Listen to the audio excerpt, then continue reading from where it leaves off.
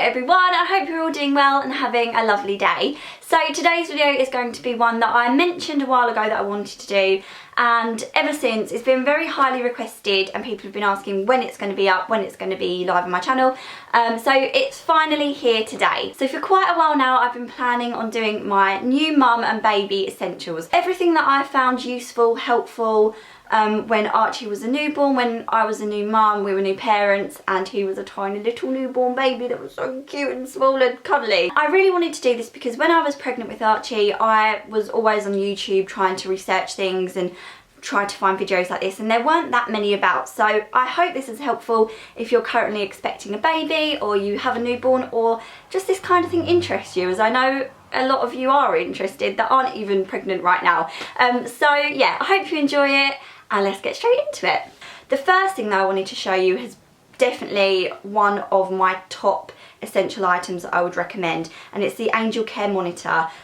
This is quite an old one. I believe there's a newer model out now, and an even newer one probably since we had Archie.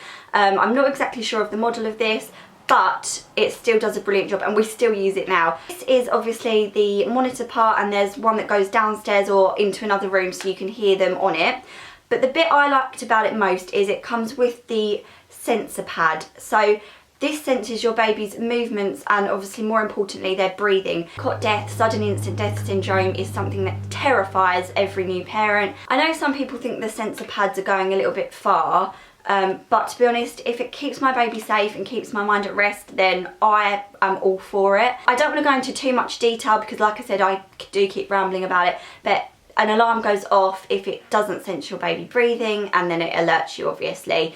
So it's just something that I would definitely recommend, and more for me than him. He doesn't even know it's there. It's kind of put my mind at rest right from the very start, from when we brought him home. So I absolutely love this, and obviously there's all different models and brands available, but we chose this one and I love it. Another product which I wanted to talk to you about, it's probably my number one I would say, is the Tommee Tippee Perfect Prep machine. Now again, I could go on about this for ages. I haven't brought it up with me because it's a machine that's in our kitchen that makes his bottles, but whilst I'm talking I'm going to quickly show you how it works. So basically you change the dial to how many ounces you want of formula. You put it under the machine and it shoots a hot shot of boiling water into your bottle. You then put in 6 scoops of formula, and then you shake it all up, then you put it back under and it fills the rest of the bottle up to whichever amount you wanted it to be filled to, with room temperature filtered water. So you have the perfect bottle ready to give your baby as soon as it's ready. It takes literally 2 minutes and it's done. The reason we decided to get this is because when I was pregnant we were looking into how we made up bottles, and everything we thought, oh we'll do that, it seemed like you shouldn't be doing that. Like obviously you can't make all of the bottles up in the morning and store them in the fridge all day and then sort of reheat them. You're not meant to do that. You're not even meant to put boiling water into a bottle, then add formula and then add cooled boiled water that you've like saved all day. Basically the only way we could see us making bottles that was safe and sterile was to fill it up with boiling hot kettle water every time and wait for it to cool down, which just seemed ridiculous at like 3 o'clock in the morning when you would rather be doing anything else and you have a screaming baby waiting for their bottle to cool down. Now I know I'll probably get some comments about this because not everyone uses it, and whatever way you get used to making up feeds is fine. People maybe think this machine is unnecessary. It's always between about £70 and £100, so that might not be a purchase that everyone's willing to make, but just the ease of it and the way that he never had to like cry for a bottle. We were always ready to make him one. It's just worked out brilliantly, and I would buy another one in a flash if ours went wrong. I think it's amazing. I just also wanted to recommend a couple of things for you as a mum, because even though all of these things are helping you, you have to think about how you take care of yourself as well. I think that's very important to have a happy baby. So the first thing I just wanted to talk about is the Sanctuary Mum to Be Bounce Back Firming Cream. Now there's lots of mum to be, new mum products out there, but just having a few things I think makes you feel a little bit more like you're looking after yourself. Your body's been through a lot. It's stretched and then it's gone back, and most people end up with sagginess, let's be fair. So a firming cream I think is a great option. I'm not saying this one like magically tightens everything back up and you look like you did before. That's probably not realistic, but the Sanctuary have a really lovely range. They sent me some stuff when I was pregnant with Archie, and that's what I used. I used the stretch mark oil as well, which I didn't get any stretch marks, so I'm hoping that is what prevented them. But again, I think it's down to genes and everything like that. But prevention is better than cure, so a stretch mark cream is great when you're expecting. I really do recommend this firming cream, and apart from anything, it's nice to just take 5 minutes to give yourself a bit of a pamper. So another thing I found very helpful as a new mum, and something that I feel like as women we get a little bit embarrassed to talk about, and I have no idea why considering all the things that we've just been through to have a baby, and that is bladder weakness. Yes, you may not be thinking that you're going to suffer from it now if you aren't expecting or you've just become pregnant, but it's a very real thing that happens to a lot of us. And I used the Lights by Tenor for a while after I had Archie, and I just feel like even if you don't have any sort of leaks or anything like that, it does help to make you feel that little bit more secure and confident. They look like this, and they have a few different ones in the range, and the best thing about them is they're just so small and thin. It doesn't even feel like you're wearing anything compared to those basically nappies that you have to wear in the sort of month to 2 months after you've had the baby.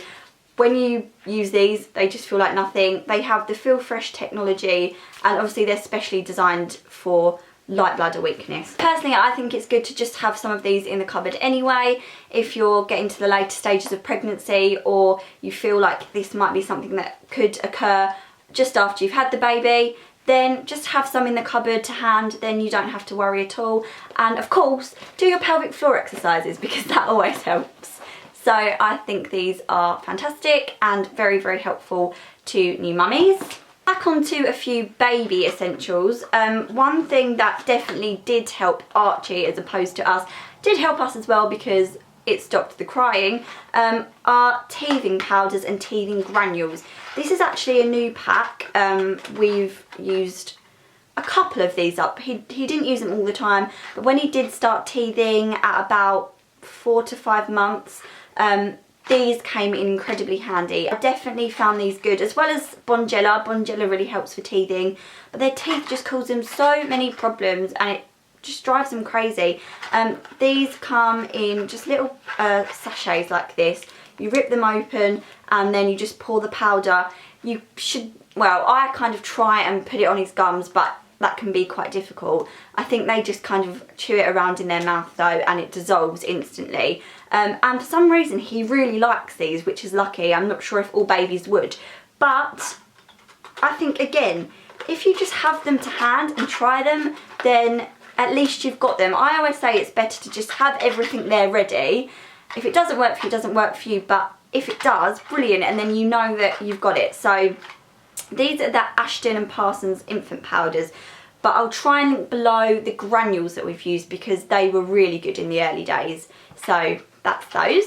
Another thing that, again, Archie has no idea is there, but it helps us feel calmer and more relaxed, is the Grow Egg. We got this at the baby shower from a couple of our best friends, and again, it comes with a plug, but it just shows on the screen the temperature of the room, and it lights up blue if it's too cold, yellow if the temperature's kind of okay, and then red if it's too hot.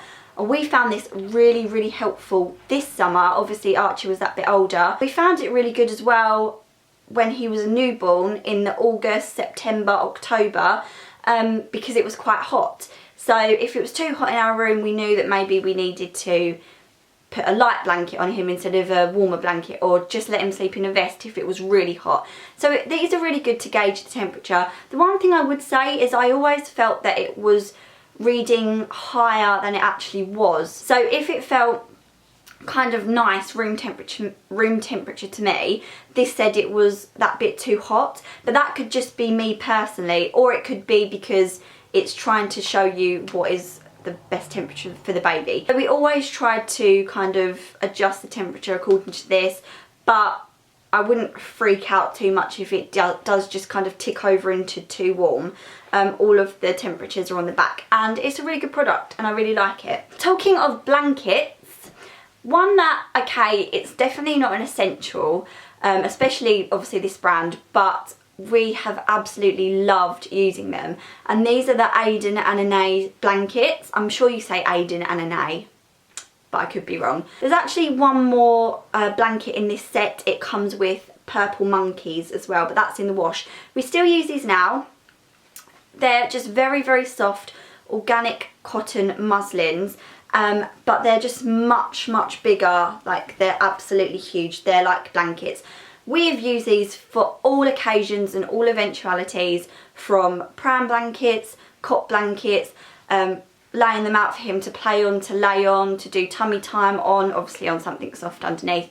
But these are just so soft, so lovely, and these are the sort of thing that you could become really attached to as a child. He hasn't really yet, to be honest, but they're just so cute. And this is really sad, but the reason that I really wanted them and fell in love with them is because baby George, Prince George, came out of hospital in this one. So it just felt like Archie had something a little bit special. So I definitely recommend these, and they have all different prints and patterns. They have beautiful girls ones, and they also, I don't know if they still do it, if it was a limited edition or not. They had a circus one, which was amazing, but they wash so well, they last so well. I don't need to buy any more, really. 4 is plenty, and I find them all over the place, in the car, in different rooms. There's one always in the wash, one in his cot. So I've just gone around the house and grabbed them, but I just love them so much. And my favourite one though is the elephant. Last few things I wanted to show you are apps and things on your phone, because you'll be surprised how much a phone can help you out in those early days and still now. So the first thing that I have to recommend is white noise. White noise was a lifesaver for us. We would always put it on by his cot and he'd be out like a light straight away. All we used to do is Google white noise, not Google, put it into YouTube. And what one did we use? This one, oh, I don't know if you can see, I'll do a zoom in. The one of the little crying baby, but there's loads on there, but that one just seemed to work. And if you put it on from the start, it actually lasts for 8 hours, so you can just leave it on sort of throughout the night or while they're napping. And I have to say, it wouldn't really cut it now, but he is that bit older. But newborns, I would definitely recommend giving it a go.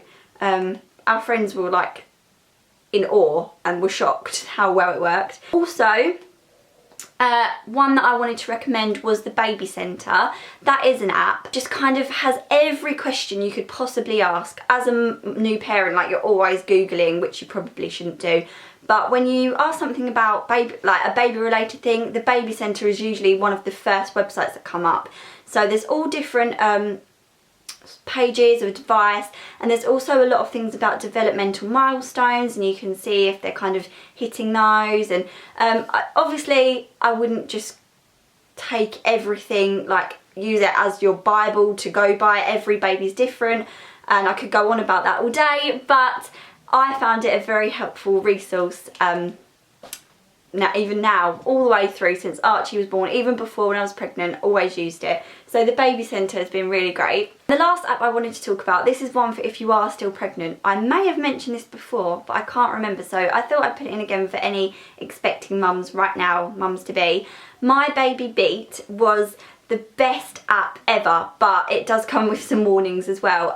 Basically, you can hear your baby's heartbeat. It's like a Doppler, but you just use your phone and you just put that part of the phone on your belly, search for it, and you can find your baby's heartbeat and record it. And I'm so sad I don't have my old phone anymore, because that's what all his heartbeats were on, and I don't think I can get it back now. So yeah, I'm a bit gutted about that. One thing I would say, I don't want to make this video even longer than it needs to be, but I do want to put like a warning with that.